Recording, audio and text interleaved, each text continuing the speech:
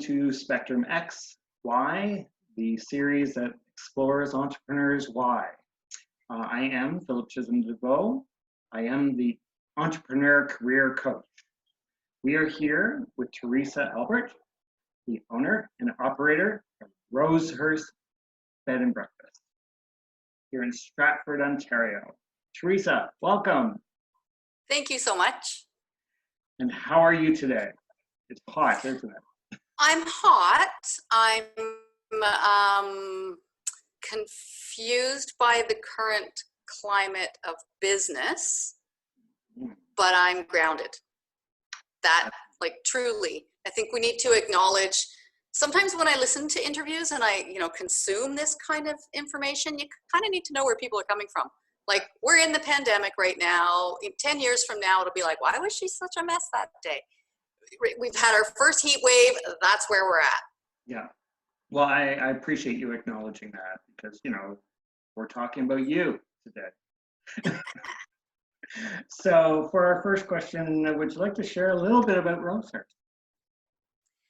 Yeah, I moved here to Stratford about 3.5 years ago, and I purchased Rosehurst Bed and Breakfast because I wanted to actually implement the things that I had been talking about for about a decade. And it was it was in that decade that I was in communications. I had a huge career. And then that just became,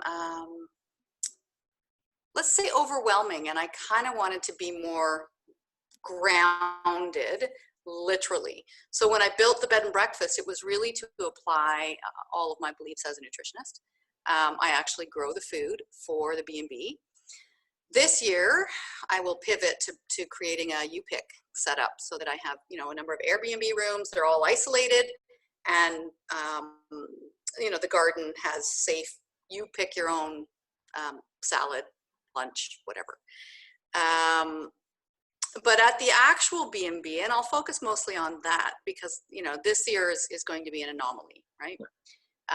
Next year, hopefully, we get back to gathering again because that really is what makes my clock tick, is bringing people together around food. I believe that food is the center of our economy and our culture and our soul and our people, our community. And I wanted to do more of that. I had been in a communications, I'll get into a little bit of that shortly, where I found myself just talking, like doing this, which I can do. But I was talking in broadcast, in, writing, in blogs, in newspapers, in magazines, in, conveying information outwardly. And what you learn is that can kind of feed the ego because you're a thought creator, right? That's, but what it doesn't do is feed the soul because there's no feedback, there's no interaction, there's no, like, going back to this Zoom technology. It's intangible for me, right? Like, I want to touch you and I want to laugh and that is a human part of who I am. So leaving that behind in order to be able to grow the food and cook the food and serve the food and put people in their rooms and tuck them in, not really tuck them in, but, say goodnight and make them feel safe and warm and give them a moment and a memory is the core of who I am. And I'm learning that more now than I even knew before I made this life change. Wow. I just want to acknowledge the fact that you're really reaching in to who you are versus just what you do.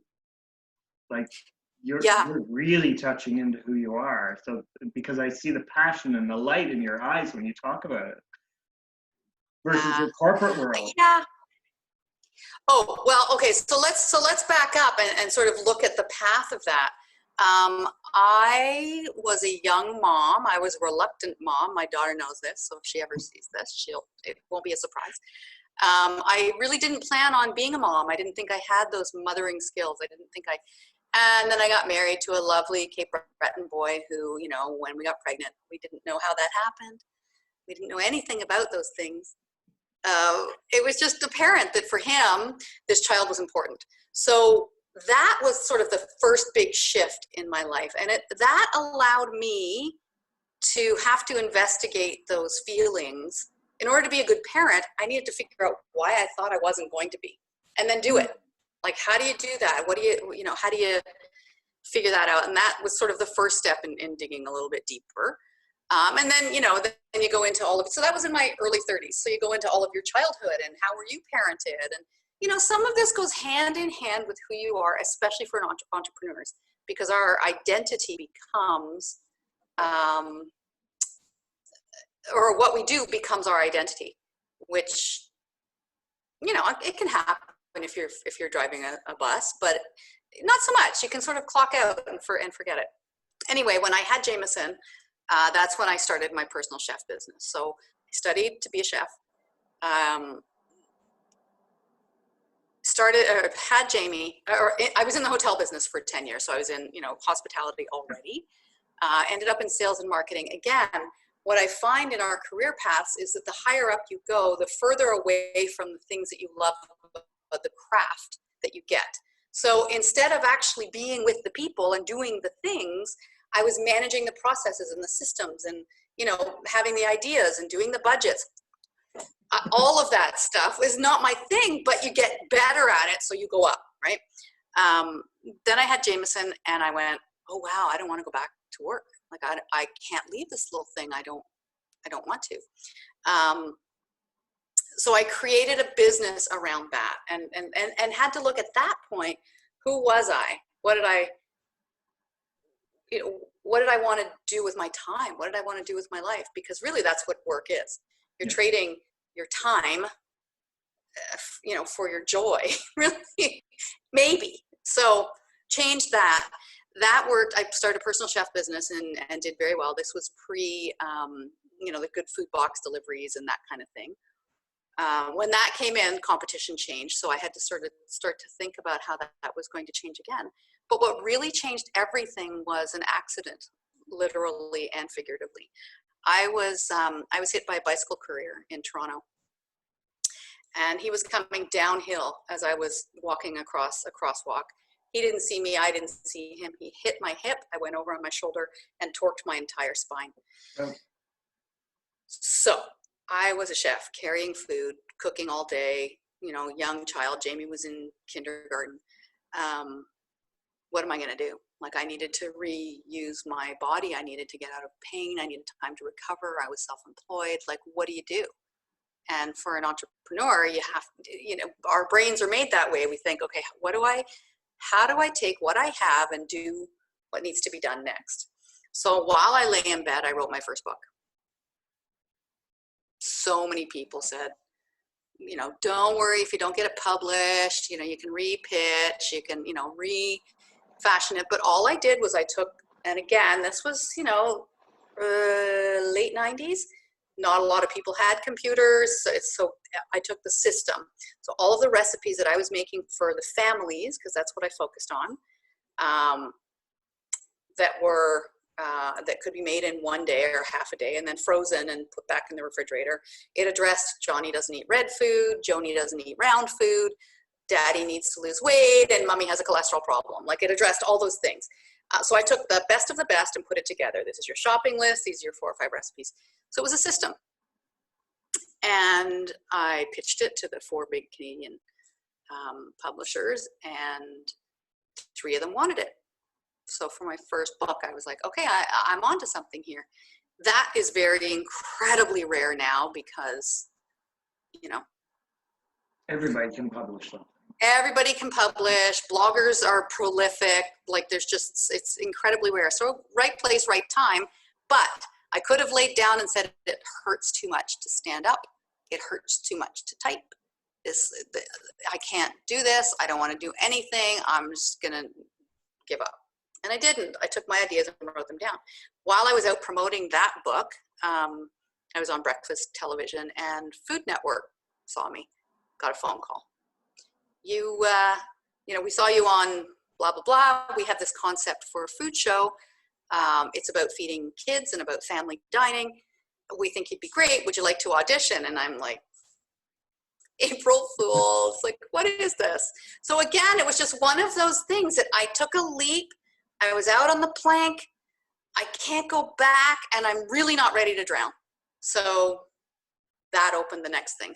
From there came, I did the Food Network show for 3 seasons, and then other things started to open up. You put yourself out there and the path opens up.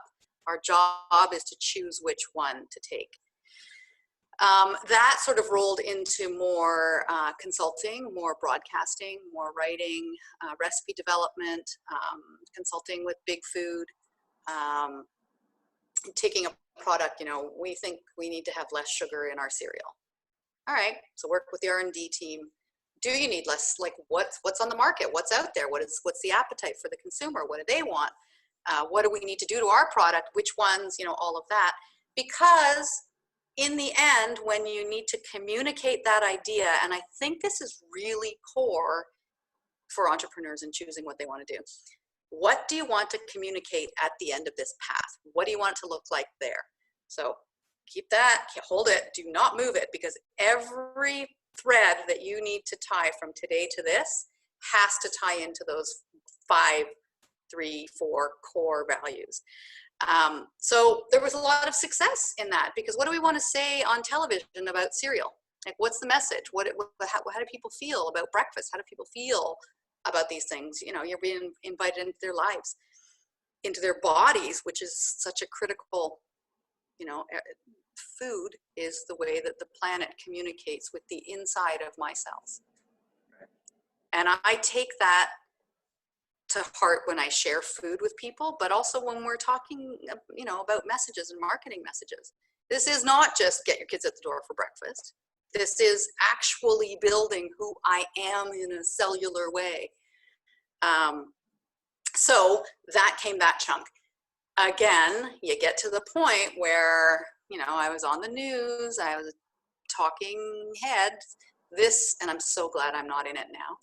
But, this study says vitamin D is going to cure you of the coronavirus. What does that mean? Yeah. So I became that person who got to assess, the benefits and the risks for the country. Again, you get to that point where you're like, this isn't gratifying anymore, because I don't know.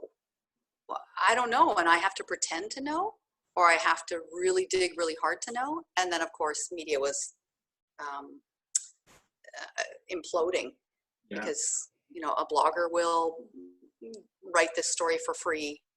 A health expert will, who didn't have the education, who didn't have the knowledge. Nobody's paying for newspapers. Nobody's paying for advertisements, on television. Yeah. So the revenue stream changed under my feet. And at the same time, I was reaching this critical pitch of, I'm just not happy. I'm just not happy doing this. So how do I take all of the things that I love about that and make them make enough money for me to live? Because I think so now we're another decade. You're changing priorities as well. Yeah. You're changing. Yeah. Going back to your core. Totally, because in that, 30s and 40s,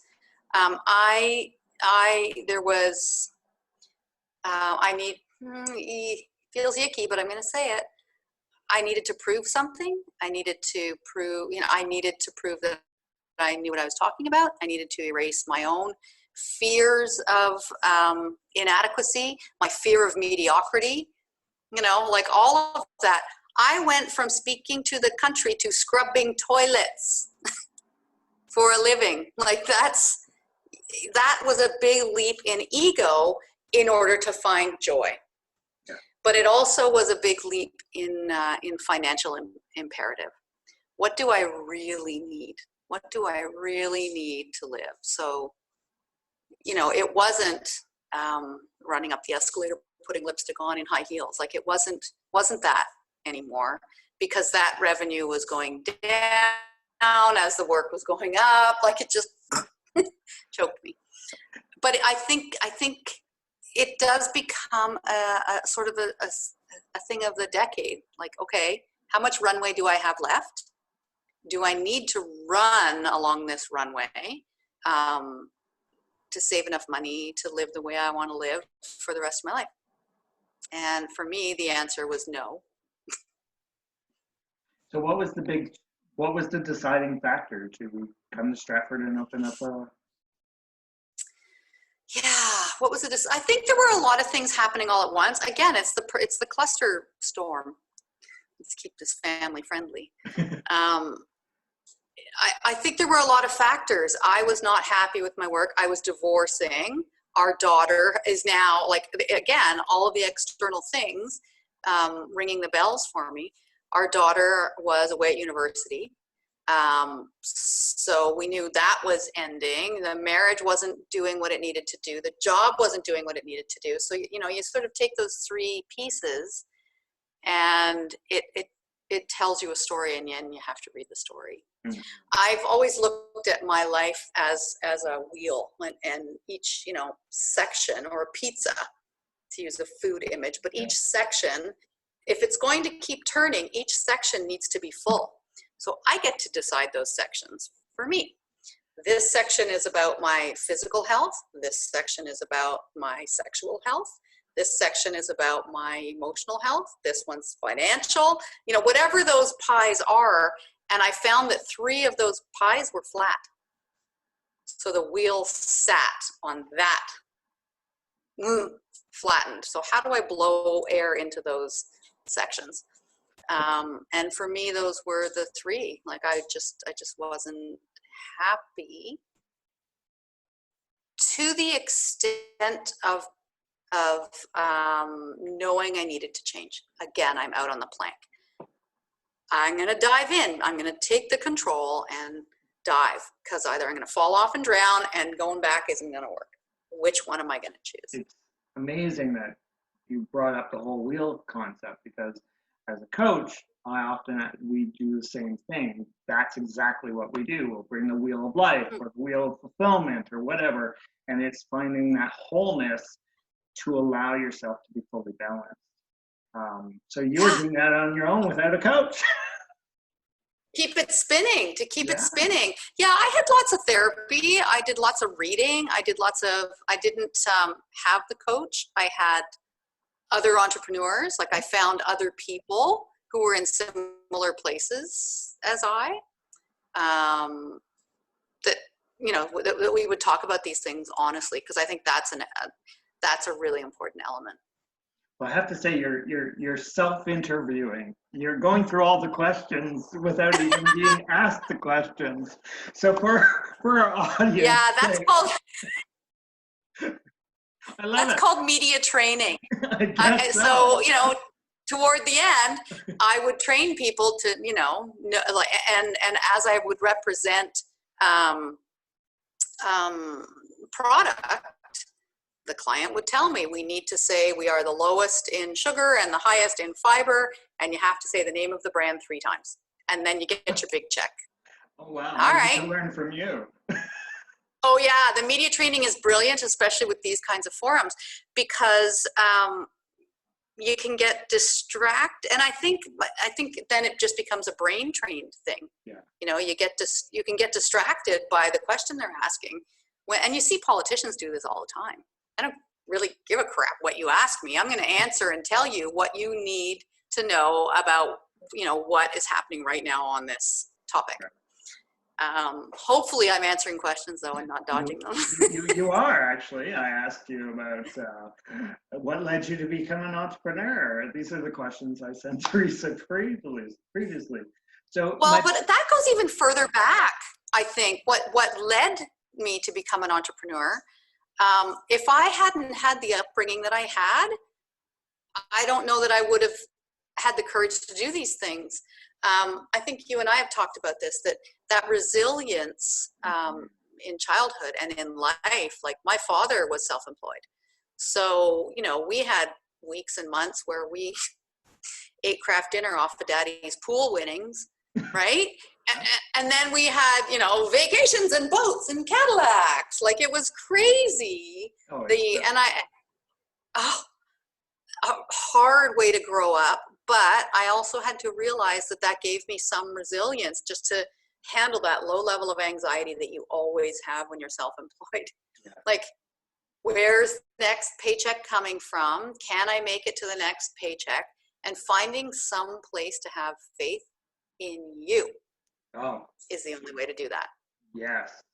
I've been self-employed majority of my life. So living in uncomfortable is not, I'm going to say comfortable. It is comfortable because I don't know what I would do with a secure job. I had little tastes of a secure job and I got really bored really quickly because I'm a decision maker. Like, what needs to get done? Let's get it done.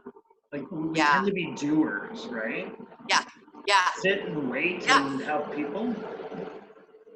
And you can't wait anymore. Like, at some point, I find that when I was working with, in corporate, so I'm the consultant out here, and within corporate, the wheels turn very slowly. One example is I was representing a vitamin, a multivitamin. We had plans, and my contracts, you always sort of define scope and time. So what are the things that you want me to do, and how long does this contract go? Because I got to move on to the next thing. So narrow that down.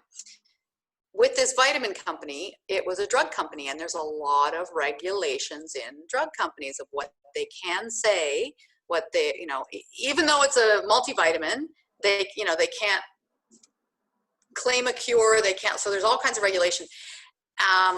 We would write a program of all of the tweets and the Facebook posts and the blog posts and I'd get it all out. I'm little miss, get it done. Like, I'm nervous if I'm on time. It needs to be a little bit ahead of time. And then it would go to legal. And they paid out their entire contract, and none of my work ever saw the light of day because everything got tied up in legal and the timeline ran out. And as an entrepreneur, that would drive me insane. We've invested in this. This is our plan. That would drive me bonkers. But in the corporate world, that's just the cost of doing business. Yeah. Just the cost of doing business. So I had to learn how to, kind of let that go. And here in Stratford in this year, I'm doing two things. One is contributing my communications thinking in the task force to reboot tourism here, because in Stratford it is perceived as just a theater town. I think that perception is mostly by Stratford people. Now that I'm in it a little bit, I think that's a homegrown perspective because we live here. There is so much going on here, and it's not just theater. So that's a limiting factor. So, I'm finding, okay, now we're working kind of in government or pseudo-government environments, and I'm like, we're not going to go fast enough for me. But that's not my job, right? Like, our jobs are to share our wisdom, share our time, and hope that the next person takes it on. And the other one is with a charity in the local food bank, because these are two things that directly are meaningful for me. I'd be out of my mind right now if I couldn't bake for neighbors. and think about and think about the future and give of myself to the hungry. Like, our need of hunger has tripled in our, sparkly community. How do I make that better? Right now, I can see if I can help raise funds for the local. I can see if I can, do those things, which are tying into my growth. Like, when in doubt, develop. When in doubt, develop. I think that is, isn't it true? Oh, that's so true. I've got more books on, I've got more courses, and it's getting to that point that it's like, I just want to go now. But the reality is, you got to ride the wave as the wave's coming. So, but at the same time, keep your eye on the shore. You know what I'm trying to say? Yes. I often use the analogy. Someone says, well, "How do you view life?" And I say, "I view life as," and I'm not a surfer. Okay, I view life as. You look like a surfer. You look just like a surfer. So I was in a coaching conversation with a friend, and I said, or a client friend, and I said, life is like a surfboard. We know the wave is pushing us to the end. No matter what, it is always pushing us to the end. You will always get to the end. Our job is to get on the surfboard and enjoy standing in balance when when our ground or the water is shifting beneath our feet.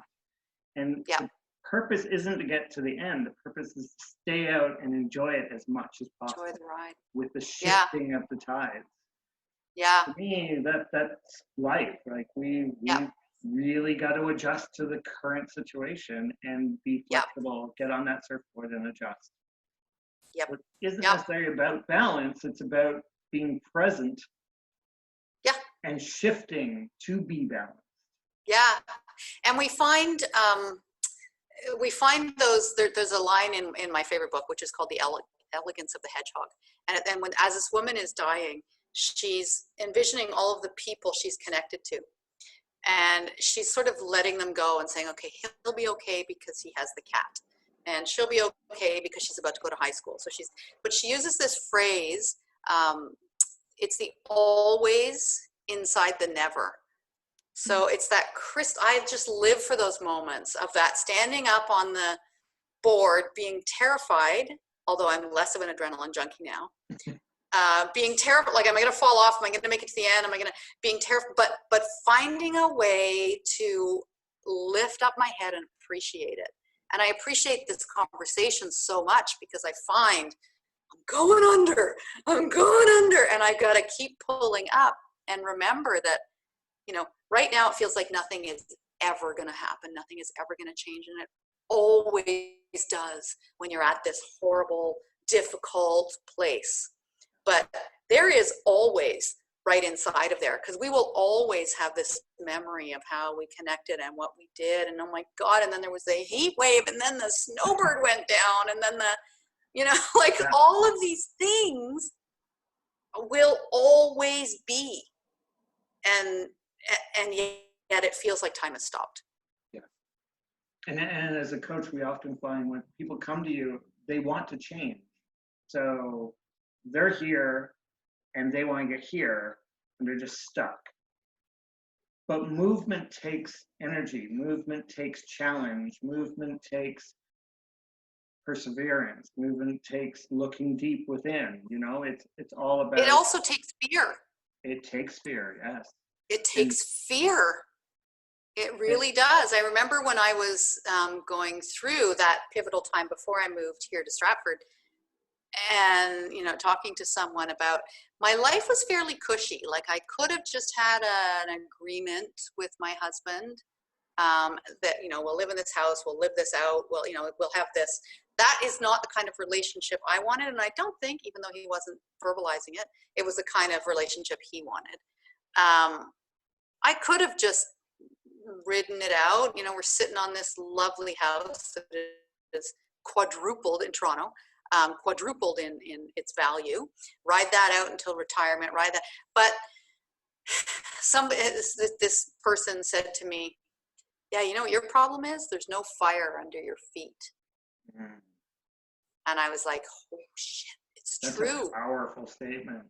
It's true. You could just, write it out. It'd be fine. We had nice friends, and it's fine. Who needs to? But we needed our money out of the house. We needed our daughter to fly. We need, all of those things needed to happen.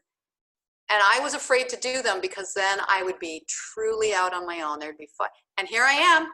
I'm on fire. There is no business. I refunded $30,000 worth of deposits in one day last week. Do you know how painful that is? Very. So painful. That was everything that I was going to ride on until, right? So now there's nothing, there's savings and there's government support and there's, the lovely people in my life. And so I need to look at all those things, but that was not my plan, to have to lean on others, to have to take a government handout. That's not my plan. That is not me. Yeah. So yeah, it's embracing that. I'm hearing a lot of strengths, and like your whole journey sounds lovely, and I can probably keep talking to you all day.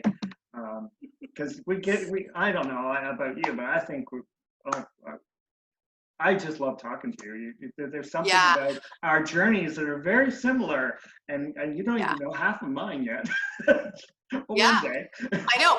Just as we were getting to know each other, we got locked in. I know. Just for the viewers' pleasure, Theresa is our wonderful neighbor down the hall, but we can't communicate, we can't hang out together because of this wonderful pandemic. But we moved to Stratford and we absolutely meet amazing people. We love Stratford. Getting back to our Well, and I think you've made that point to me that when you make this kind of change, you do have to allow space. Like, you know, nothing happens in a vacuum if it's full, right? You throw something out, you make some change, and you make space, and you live with that space, and the world will fill it. And our job is to be, you know, choosy about who, what, how it gets filled. exactly, life is too short for anything not what we need. So But sometimes you have to. yeah. Sometimes you have to. And just as an entrepreneur, we are lucky that we don't have to. You got to live with fear. You got to live with the fire under your feet, but we don't have to put up with crap that doesn't fit. Exactly. So what's the biggest joy that you get personally and as an entrepreneur? In this iteration of my life, I honestly think the biggest, I mean, you know, I have TripAdvisor reviews and ratings and awards and, you know, all kinds of things that acknowledge, you know, that I took Rosehurst from 81 on TripAdvisor up to 13 in 3 years. So, I mean, there's that external acknowledgement of it, but it's truly the love. It is truly, truly the love. I mean, I told you that I had to refund all of those deposits. There were a good basket of people who supported me because I have made their breakfasts and their beds and listened to their, you know, happy moment of each play and shared dinner, you know, ideas and just talked about their grandkids and looked at their pictures and met really interesting people. And I truly love them. And they said, keep the deposit. Just keep it. Just keep it. I'll see you next year. Like that kind of true interpersonal trust and love and support, and to be able to create those moments for those people and then have them honor me back with that kind of trust. That, like, I could cry right now. My heart is so full and open, and I know I'm on the right track when my body tells me those things. That's where I'm meant to be. And if I can't find that feeling inside of me, it's time to change. It's time to find something new, because that is me on the surfboard, brother. Awesome. And that's deeper than money. That's really heartfelt connection with human beings, which is what business is. And we often forget that. We're providing, you're providing love, you're providing security, you're providing a home, comfort, and so much more through your food. A memory. I'm creating a memory for these people and for this community. Like, it's not a small thing. I mean, I joke about, you know, I scrub toilets and fry eggs, like, you know, but it's not a small thing, because that is the experience of a person who will come back and spend thousands of dollars on the plays and support the shops and eat in a restaurant because they felt loved and noticed. And I just feel so lucky that I get to do that. Like that, truly, without it, I am empty. I am not okay if I can't do that. I'm a middle child. You know, I talked to my friends and a couple of my colleagues about the ripple effect and the whole, it just escaped me for a minute, but your social network and your realm of, your circle of influence is what I used to call it. Yeah.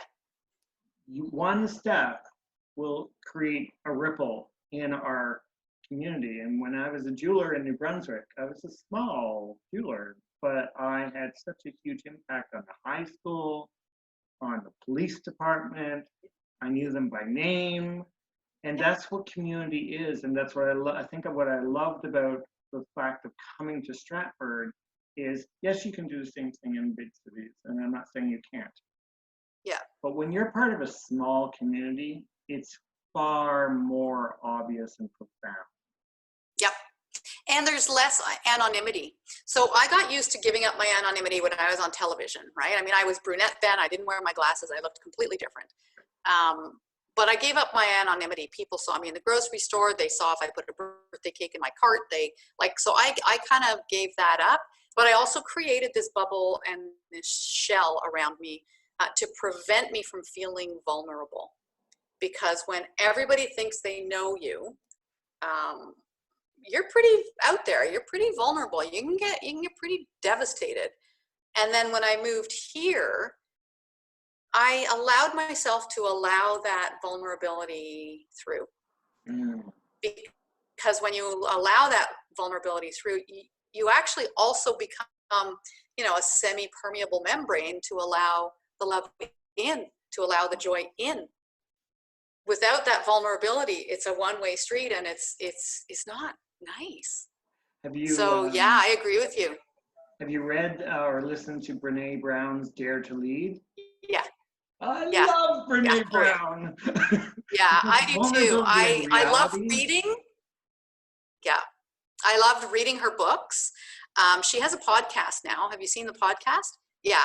I don't love the sound of her voice, and I usually listen to podcasts to wind down. So I'm like, no, you don't talk. I'm going to read your words written because I don't want the sound of you in them because they resonate so much when I read them. Right? It's like when your favorite book is turned into a movie and you're like, I would never have cast him. Nuh-uh. It's not what I see in my head. But yes, those principles and of giving up the shame and of admitting, carefully. I mean, you don't want everybody to know all your pain all the time, but admitting that vulnerability is, I find that so gratifying.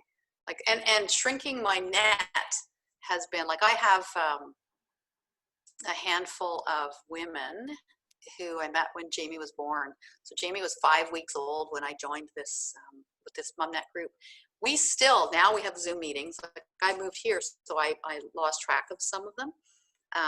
But now we have Zoom meetings and we connect. And so I know, so-and-so's son, it was in Beijing when this shutdown happened, and so so it's fascinating to have that kind of intimacy level over this much time, and how easily you can pick it up once you put it down for a few years. I moved here, and right away we're comfortable, and that's cool. Yeah, totally agree. I think I shared with you, I've moved 37 times in my life, and that's a lot. I have friends all over this country. And what I love about true friendship, and I define it as true friendship, is that you could go years without talking to somebody, but that connection will never go. Yep. I've said the ties that bind are remarkably elastic. Yeah. Right? They just, as you need them to be. Exactly. But yes, contributing in a new community, and because I fully intend to I didn't move as much as you did. I mean, I traveled a lot, but I didn't really live in other places. To put down roots and actually give them time to be nurtured and grow. Here is, I'm finding that really, really gratifying in a much smaller way than the way I felt I was contributing, back in Toronto. Right. And it's different climate in Toronto. I mean, you have your smaller nucleuses. So final question, for our audience's benefit, could you share with our audience 3 things that you would share to someone considering becoming an entrepreneur? Oh, yeah, your tolerance for risk, your ability to be organized, because I have friends who are like, I want to be self-employed, and it's like, honey, you can't even find your purse. Like, don't. It's not for you. So, I mean, you got to get ready. And I would actually say a little bit of a cushion. And this may be politically incorrect, but I became an entrepreneur when my husband had the solid income. Because, you're dipping above and below the poverty line, and there's peaks and valleys. And certainly you can build that up yourself. And then you're an organized person who can tolerate risk. Then you can live off your own cushion. But I think that a lot of people end up bailing on self-employment because they don't have enough of a financial cushion to ride out the bad times. Yeah. And that's, and they're going to happen. And they're going to happen. So that would be the three things. If I was allowed a fourth, I've met a lot of people who become self-employed as craftsmen. So they're really good electricians. But they're not great at that organization, which I guess falls in that category of the follow-up, of the billing, of the, paying your own credit card, of like all of those things are what actually make you successful beyond the artisan craft, because, the craft is really a quarter of what it takes to be successful. Well, thank you for saying that and acknowledging that. I've been saying that to people for years.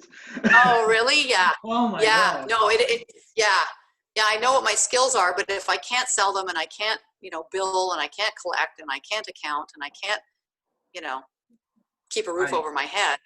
I taught a course last night on I created a course called Financial Statements Demystified, because so many people go into business because they do what they do, but they don't know how to read a financial statement, and they don't know the power of being able to budget and do cash flow projection. And that's all the boring stuff. But when you become an entrepreneur, you're good at what you do, but you have to learn how to run a business. And that's a whole different skill set. And pivot. So totally agree. So when the pandemic happened, poor Bob, would wake up to me just writing out scenarios, 4 or 5 different scenarios. Okay, if I do this, these are the expenses that are changed, and then the next day, if I do this, like what does this pivot look like if I do this, blah, blah, blah. Which is actually, I hate spreadsheets. I hate it, I resist it, but in the creative part of creating it and actually outlining what that looks like, it gives you the clearest picture of where to go. Without it, I love the fact that you're talking about strengths, and you know that your creativity is a huge strength, and you adapted it to what you needed. Yeah, absolutely. And the little bits and pieces, and if I change this, what does each outcome look like? And you know what? The outcome for me right now, and I'm perfectly willing to move to the next plan if this one doesn't work, is not the one that's going to give me the most money. Because you know what? I don't need the most money right now. I need enough. Because I love what I do. I don't want to pivot permanently. I want this plan. So I just isolated each room.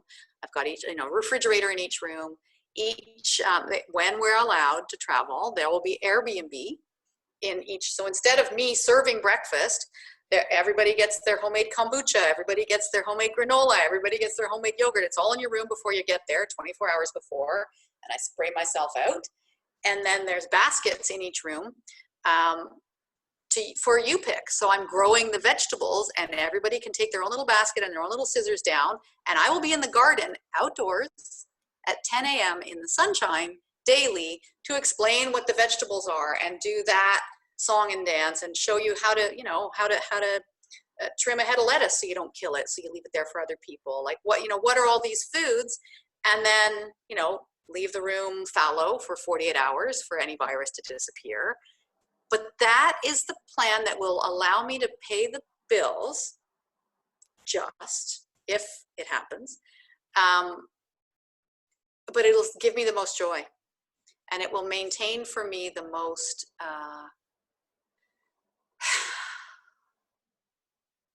sense of health, sense of safety, sense of dominion, all of those things that I love about what I do.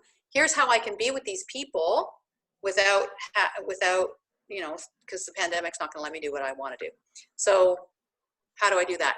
I could have duplexed the house and just had a couple of renters and become a landlord. More money, less work, less. No, that I don't want to do that. That's a retirement plan. Yeah. What I'm hearing is you're honoring yourself in it, the decisions that you're doing. And when I work with leaders or entrepreneurs who are transitioning into leadership, because it is a transition, I say, well, your mental state ripples through the entire organization. Totally. So even as a bookkeeper, and that's what changed me, what made me different from a bookkeeper. I just didn't go in and do people's books. I went in and the first half hour, I sat down with the owner and said, how was your week? Where are you mentally? What are the troubles you're dealing with? Because that showed up in their numbers. Yeah, 100%. Totally agree. So, and you can feel this when you walk into a restaurant, when you walk into a shop, when you walk into somebody's home. You feel the corporate culture. We feel it before our like gut instinct. As a nutritionist, we talk about gut instinct as the original brain. I mean, it's the brain gut connection. But that good bacteria, is aware of danger. It tells your brain to be afraid. Your brain doesn't perceive all the things to be afraid of. That's what that gut instinct is. People do that. Animals do that. So if I'm stressed out making coffee for my guests, they feel it. Even if I'm smiling, you can feel it. And that trickles down to staff, and then that trickles out to absolutely. It's the biggest skill we have is our humanity. I'm certified in Tilt, and Tilt talks about all that. It talks about our reptilian brain. It talks about our gut, our heart, and the three brains that we have, our senses. And it's all about honoring who we are and being whole. So what I'm hearing in all your resilience and your innovation, because I just want to acknowledge that that's what I've heard today, is you're through it all, keeping Theresa whole. Yeah, because I fought hard to figure out who she was. I'm not going to easily give up all that I know because I kind of like her. Yay. Yeah. This has been awesome. Probably far more deeper than anybody expected. But that's okay. You haven't known me long enough. Dispense with the crap. Give me the real goods. I love it. I'm totally into authenticity. It's all about being our true selves, right? Yeah. So thank you. Yeah. Thank you. Absolutely my pleasure. I'm so glad we've met. I'm so sad we're a few doors away and we can't do this in person, but we'll get there. We'll get there. We're just riding the wave. And we'll be talking again soon because I'm sure I could learn so much from you. Yeah, well, and as I'm on these task forces, we need good brains who want to contribute to this community. So I'll definitely be tapping you to help me figure some stuff out and bring you in. And okay, I would love to get connected with the community too. I'm just going to end this recording so we can just 1 second.